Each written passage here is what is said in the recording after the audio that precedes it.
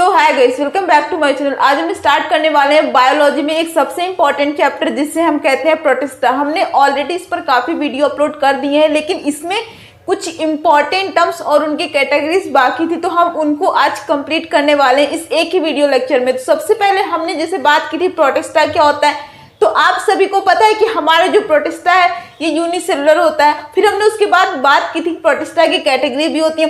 तो प्रोटिस्टा की खुद की 5 कैटेगरी होती हैं, जैसे कि आपको पता है कि कौन कौन सी कैटेगरी होती है।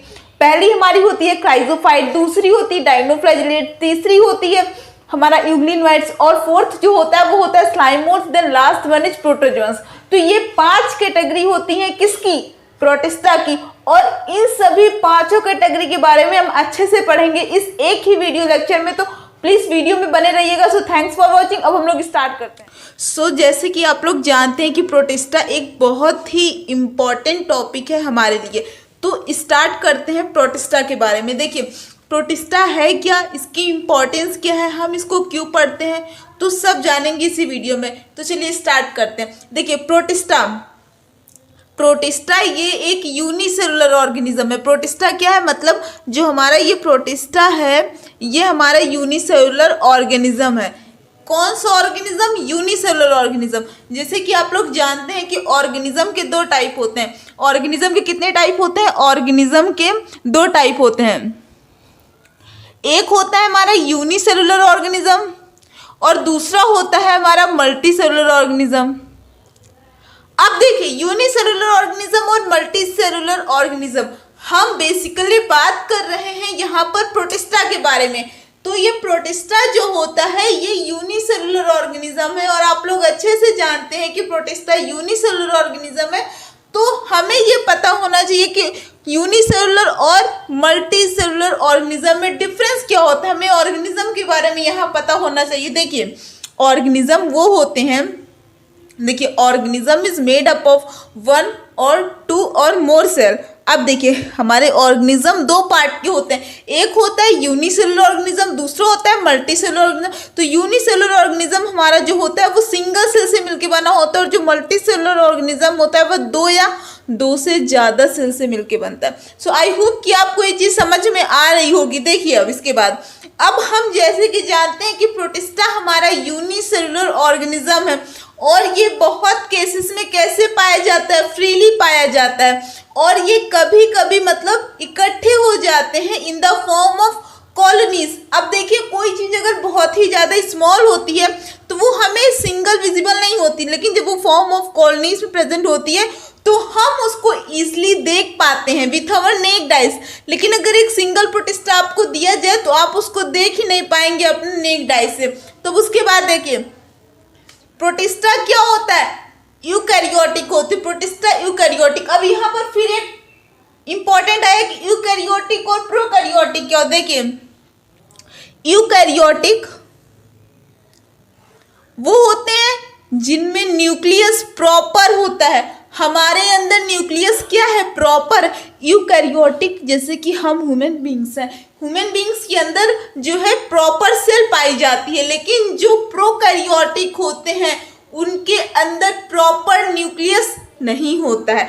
तो हमारे प्रोटिस्टा के अंदर प्रॉपर न्यूक्लियस होता है, इसलिए हम इसे यूकैरियोटिक कहते हैं। अब देखिए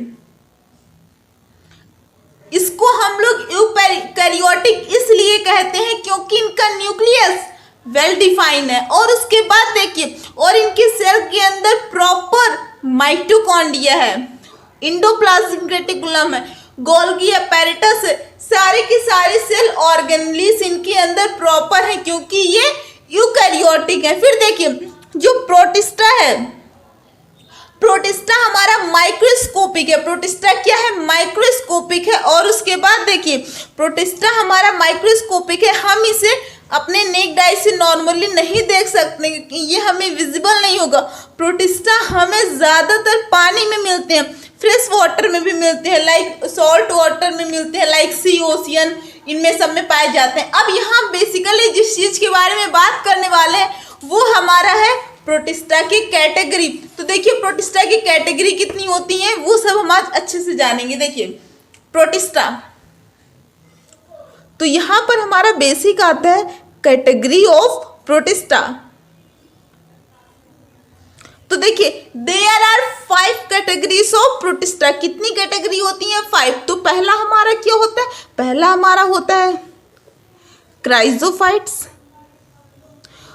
तो हम अब इस वीडियो में क्राइजोफाइट के बारे में पहले पढ़ेंगे। देखिए chrysophyte is one of the category of protista because हमारे प्रोटिस्टा 5 कैटेगरी में डिवाइड है और पहला हमारा क्राइजोफाइट होता है जो कि ऑटोट्रॉफ है। ऑटोट्रॉफ इन द सेंस मतलब वो अपना फूड खुद से बनाता है, वो अपना फूड खुद से बनाता है, किसी पे डिपेंड नहीं होता है। ये प्रेजेंस ऑफ सनलाइट में अपना फूड बनाता है। अब देखिए chrysophyte is one of the category of protista. Category है किसकी? प्रोटिस्टा की। और ये ऑटोट्रॉफ है, अपना फूड खुद बनाता है। ये फोटोसिंथेटिक है। जैसे प्लांट्स के अंदर क्लोरोफिल होता है वैसे ही इनके अंदर क्या होती है? क्लोरोफिल होती है। अब देखिए क्राइजोफाइट एक टाइप की क्या है? एल्गी है। Chrysophyte is a type of algae. Chrysophyte एक टाइप की एल्गी है। फिर देखिए क्राइजोफाइट एक टाइप की एल्गी है जो कि कहाँ पर होती है? ये एल्गी हमेशा आपने देखा होगा बारिश के टाइम में ही होती है, धूप में तो नहीं होती ना। एल्गी हमेशा वाटर से ही फॉर्म होती है। तो एल्गी हमेशा याद रखिएगा क्राइजोफाइट हमारी एल्गी है और एल्गी हमेशा वाटर में होती है। अब उसके बाद देखिए एल्गी हमेशा कहाँ पर होती है? वाटर में होती है। क्राइजोफाइट मतलब प्रोटोप्लाज्म है। क्राइजोफाइट्स क्या है? प्रोटोप्लाज्म है।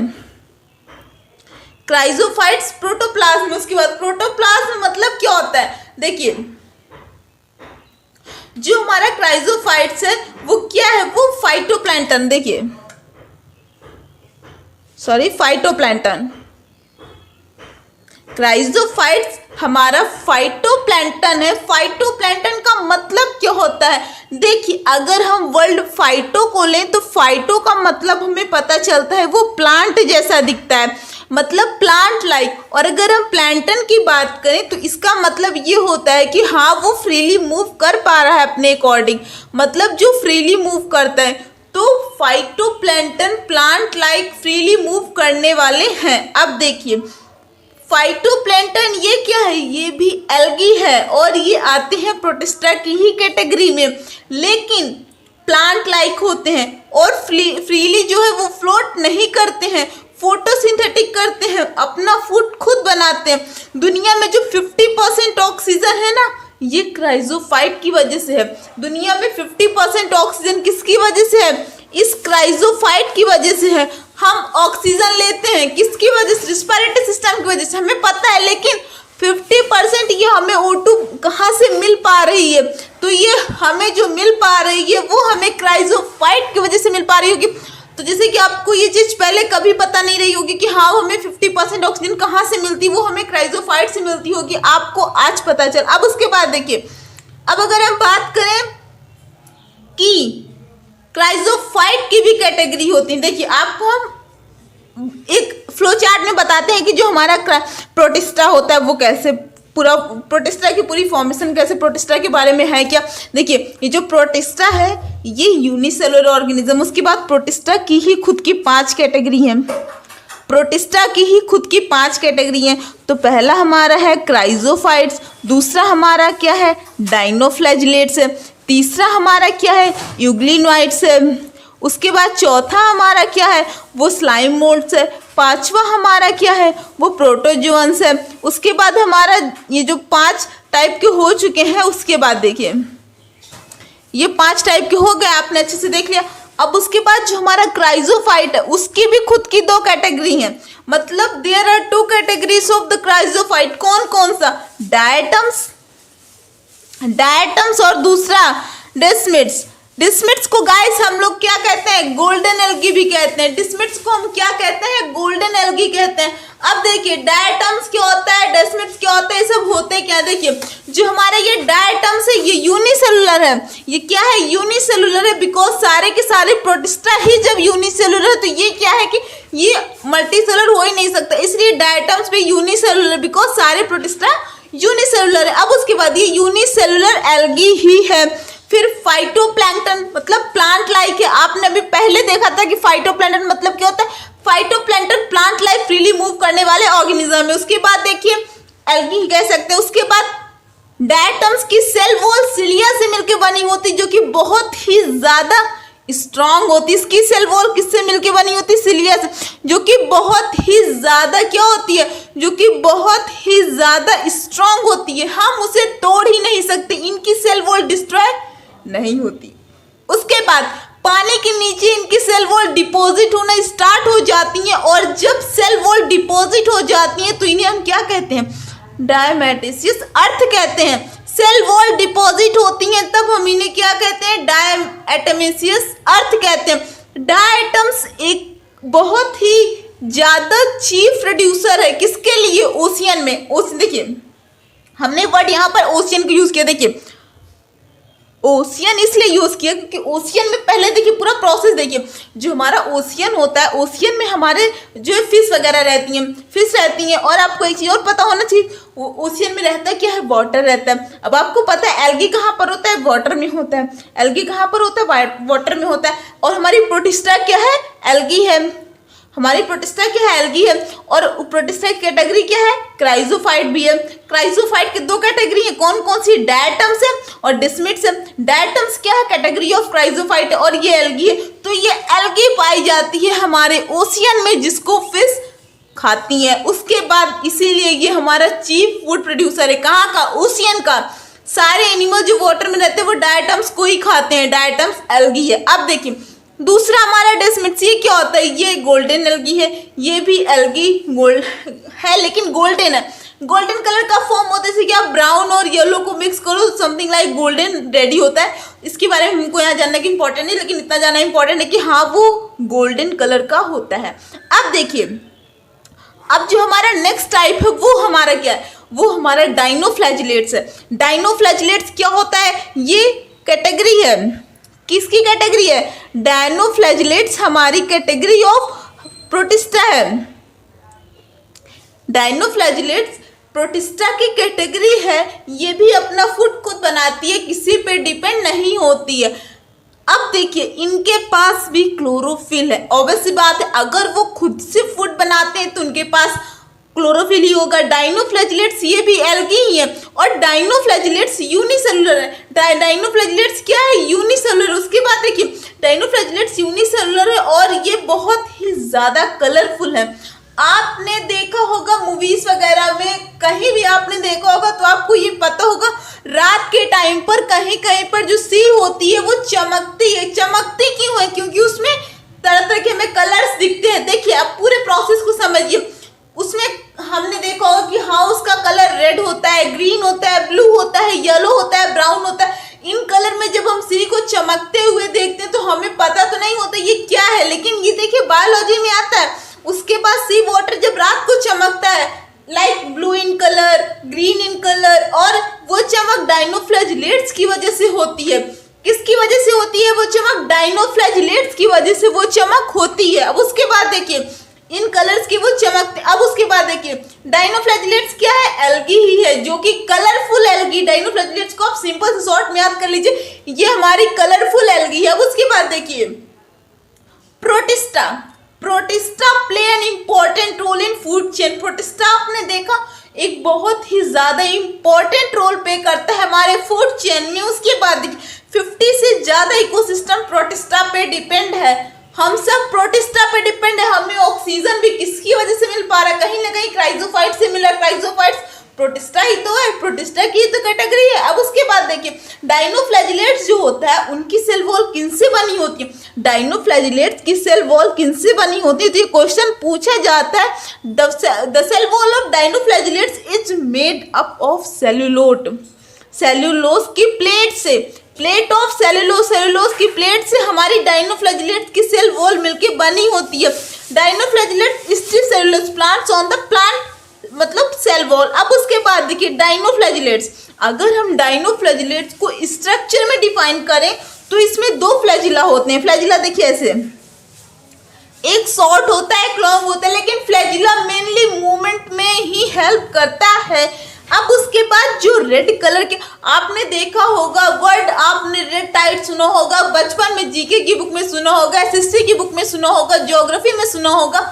ड्रिप टाइड आपने सुना होगा, लेकिन आपको इसके पीछे का प्रोसेस नहीं पता, इसके पीछे का रीजन नहीं पता। जो हमारा रेड टाइड होता है वो क्या होता है, आप देखिए सिंपल सी बात है, आपने सी को चमकते हुए देखा होगा मूवीज वगैरह में, कलरफुल वो सी चमकती हैं, जैसे कि तरह तरह के कलर होते हैं, green red blue yellow brown many colours. अब उसके बाद यहाँ पर अगर हम देखें रेड कलर जब हद से ज्यादा हो जाता है, पूरी जो हमारी सी होती है वो रेड हो जाती है, तो हम उसे रेड टाइड बोलते हैं। जो रेड कलर के डायनोफ्लैजिलेट्स होते हैं उन्हें हम लोग गॉनिलक्स कहते हैं। कभी कभी ये बहुत ज्यादा रिप्रोड्यूस कर जाते हैं, तो पूरा का पूरा सी हमारा किस कलर का हो जाता है, रेड कलर का हो जाता है। किस कलर का हो जाता है, रेड कलर का हो जाता है। और तब हम उसे क्या बोलते हैं, हमें पूरा सी रेड दिखता है, लाल एकदम। उसके बाद हम उसे बोलते हैं, उस टाइम पर हम उसे बोलते हैं ये रेड टाइड है। अब उसके बाद देखिए ये टॉक्सिन भी होते हैं, मतलब ये हार्मफुल होते हैं। कुछ टॉक्सिक्स भी निकलते हैं जो फिशेस, जिससे फिशेस मर भी जाते हैं। आपको पता है अगर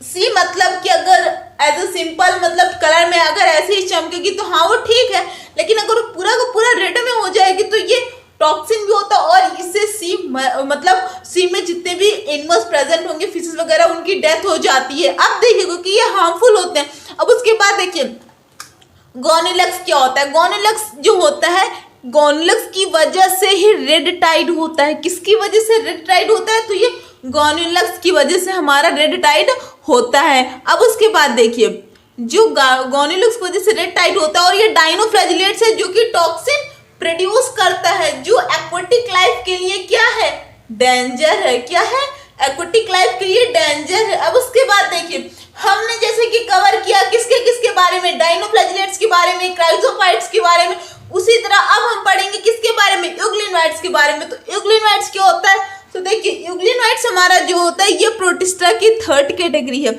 यूग्लिनोइड्स क्या है, थर्ड कैटेगरी ऑफ प्रोटिस्टा। देखिए euglenoids is the third category of protista. ये प्रोटिस्टा की थर्ड कैटेगरी है। यूग्लिनोइड्स ये माइक्रोस्कोपिक है, हम इसे अपने नेक्ड आई से नहीं देख सकते, ये बहुत ही ज्यादा छोटा होता है। क्योंकि हमें जब पता है जब हम प्रोटिस्टा को ही नहीं देख सकते अपनी नेक्ड आई से, तो हम इसको कैसे देख पाएंगे। अब उसके बाद देखिए क्योंकि सारे के सारे प्रोटिस्टा जो होते हैं वो माइक्रोस्कोपिक ही होते हैं। यूग्लिनोइड्स यूनिसेलुलर ही है और यूग्लिनोइड्स यूकैरियोटिक, क्योंकि प्रोटिस्टा ही यूकैरियोटिक है। इसमें प्रॉपर न्यूक्लियस प्रेजेंट होता है। किसमें, हमारे यूकैरियो मतलब कि हमारे जो प्रोटिस्टा होते हैं उसमें क्या होता है, प्रॉपर न्यूक्लियस प्रेजेंट होता है। अब उसके बाद देखिए यूग्लिनोइड जो हमारा यूग्लिनोइड्स होता है ये क्या है, प्रोटिस्टा की थर्ड कैटेगरी है। हाँ तो जैसे कि आपने देखा हमारे जो यूग्लिनोइड्स है ये प्रोटिस्टा की ही थर्ड कैटेगरी है, और यूग्लिनोइड्स ये माइक्रोस्कोपिक होते हैं। हम इन्हें अपने नेक्ड आई से नहीं देख सकते, क्योंकि जब हम प्रोटिस्टा को ही नहीं देख पाते तो ये तो उसकी कैटेगरी है। अब उसके बाद देखिए यूग्लिनोइड्स यूनिसेलुलर है और ये यूग्लिनोइड्स यूकैरियोटिक, इसमें प्रॉपर न्यूक्लियस प्रेजेंट होता है। अब उसके बाद यूग्लिनोइड्स का सिंगल सेल होता है। सिंपल सी बात याद रखिए, यूग्लिनोइड्स का सिंगल सेल होता है। यूग्लिनोइड्स का वेल डिफाइंड न्यूक्लियस है, और यूग्लिनोइड्स के सारे यूग्लिनोइड्स के अंदर सारे के सारे सेल ऑर्गेनेलिज प्रेजेंट है, इसीलिए वो यूकैरियोटिक है। प्रोटिस्टा की सारी चीजें इनकी कैटेगरी पर अप्लाई हो जाएंगी, क्योंकि ये कैटेगरी ऑफ प्रोटिस्टा है। अब उसके बाद देखिए यूग्लिनोइड्स पानी के अंदर रहता है। आपको पता होना चाहिए कहाँ पर रहता है, वाटर में रहता है। कहाँ पर रहता है, वाटर में रहता है। कौन, हमारा यूग्लिनोइड। अब उसके बाद देखिए ये वाटर में रहता है, फ्रेश वाटर ऑर्गेनिज्म है। ये क्या है, फ्रेश वाटर। किस में रहता है, फ्रेश वाटर में। अब उसके बाद देखिए अब वाटर की भी कंडीशन है, फ्रेश वाटर का ऑर्गेनिज्म है। यूग्लिनोइड्स की सेल वॉल नहीं होती है, सेल वॉल की जगह इनमें पेलिकल प्रेजेंट होते हैं। इनमें सेल वॉल नहीं होती, एब्सेंट ऑफ सेल वॉल होती है, उनके प्लेस पर पेलिकल होता है। आपको ये चीज नोट डाउन करना होगा। आपको बगल में भी एक नोट्स दिख पा रही होगी, इसमें आपको अच्छे से सब कुछ मिल जाएगा। तो आप लोग प्लीज एक बार अच्छे से स्क्रीनशॉट ले लीजिएगा, आपको इससे काफी जो है आपके लिए काफी यूजफुल है। अब उसके बाद देखिए इसमें सेल वॉल की जगह पेलिकल प्रेजेंट होता है, और इस पेलिकल की वजह से काफी फ्लेक्सिबल हो जाता है। आपने फ्लेक्सिबल चीजों को देखा होगा जो अच्छे से मुड़ जाती हैं, उसे हम क्या कहते हैं, फ्लेक्सिबल चीज। फ्लेक्सिबिलिटी आप जानते ही होंगे। उसके बाद ये हमारा फ्लेक्सिबल ही हो जाता है with the help of pellicle. That pellicle is present in the place of the cell wall of euglenoids. अब उसके बाद देखिए अब उसके बाद अगर हम बात करें यूग्लिनोइड्स में भी दो फ्लैजिला होते हैं। कितने फ्लैजिला होते हैं? दो फ्लैजिला, एक शॉर्ट, तो कौन थोड़ा शॉर्ट, लंबे वाले को लंबा बनाते हैं, छोटे वाले को छोटा। दोनों मेनली मूवमेंट में ही हेल्प करते हैं, ठीक है। अब उसके बाद देखिए दोनों मूवमेंट में ही हेल्प करते हैं। अब उसके बाद अगर हम इनमें बात करें दोनों किस चीज में हेल्प करते हैं? मूवमेंट में हेल्प करते हैं। और जैसे कि आपको पता है यूग्लिनोइड्स में दो फ्लैजिला प्रेजेंट होते हैं। फ्लैजिला मेनली मूवमेंट में हेल्प करता है और ये माइक्रोस्कोपिक ऑर्गेनिज्म है। कैसे ऑर्गेनिज्म है? माइक्रोस्कोपिक ऑर्गेनिज्म है। अब उसके बाद देखिए दिखते नहीं है नेक्ड आई से, ये सिर्फ कॉलोनीज की फॉर्म में ही दिखाई देते हैं। एक फ्लैजिला लॉन्ग होता है और दूसरा फ्लैजिला शॉर्ट होता है, हमने आपको पहले ही बता दिया ये चीज। अब देखिए यूग्लिनोइड्स ये मिक्सोट्रॉफ है, मतलब ऑटोट्रॉफ हेट्रोट्रॉफ दोनों ही है, इसलिए हम इसे मिक्सोट्रॉफ कहते हैं। मिक्सोट्रॉफ क्या होते हैं? जो ऑटोट्रॉफ हो और हेट्रोट्रॉफ हो। ऑटोट्रॉफ इन द सेंस जो अपना फूड खुद बनाए। हेट्रोट्रॉफ क्या होता है? जो अपना फूड दूसरे से, मतलब दूसरों की हेल्प से वो करें। तो मतलब जो अपना फूड खुद से बनाते हैं, जो दूसरों से भी लेते हैं, उन्हें हम क्या कहते हैं? उन्हें हम जो है मिक्सोट्रॉफ कहते हैं। तो हमारा जो यूग्लिनोइड है कैटेगरी ऑफ प्रोटिस्टा है और ये क्या है? ये हमारा मिक्सोट्रॉफ है। तो आप लोग इसे अच्छे से लिख लीजिए, यूग्लिनोइड्स क्या है? मिक्सोट्रॉफ है, मतलब ये ऑटो और हेट्रो दोनों है। तो आई होप कि आपको अच्छे समझ में आ पा रहा होगा। और देखिए इसके बाद ये ऑटोट्रॉफ और हेट्रोट्रॉफ दोनों ही है। अब उसके बाद देखिए ये ऑटोट्रॉफ हेट्रोट्रॉफ दोनों ही है। अब इसके बाद ये अपना खाना खुद बनाता है और फोटोसिंथेटिक होता है। अब देखिए लेकिन जब धूप चली गई फिर ये दूसरों पर निर्भर हो जाता है, दूसरों पर डिपेंड हो जाता है। जैसे एनिमल्स करते हैं, दिन में खुद बनाते हैं और रात में दूसरों पर डिपेंड हो जाते हैं। यूग्लिनोइड्स का एग्जांपल है यूग्लिना। एग्जांपल क्या ले सकते हैं हम इसका? एग्जांपल क्या ले सकते हैं? Euglena. The example of यूग्लिनोइड is Euglena. अब उसके बाद देखिए जैसे कि हमने प्रोटिस्टा के बारे में जाना, प्रोटिस्टा के 5 कैटेगरी होती है। क्राइजोफाइट्स उनके बारे में हमने पढ़ा। दूसरी कैटेगरी होती है हमारी यूग्लिनोइड्स, उनके बारे में पढ़ा। तीसरी होती है डाइनोफ्लैजिलेट्स, उनके बारे में पढ़ा। अब हमारे स्लाइम मोल्ड्स और प्रोटोजोअन्स को आप लोग पढ़ने के लिए चैनल को सब्सक्राइब कर लीजिए। हम लोग नेक्स्ट वीडियो में इन दोनों के बारे में अच्छे से कवर करेंगे जिससे कि आपको प्रोटिस्टा टॉपिक पूरा का पूरा एकदम क्लियर हो जाए। So thanks for watching. We will meet on the next video with 2 other topics. Bye bye. Take care.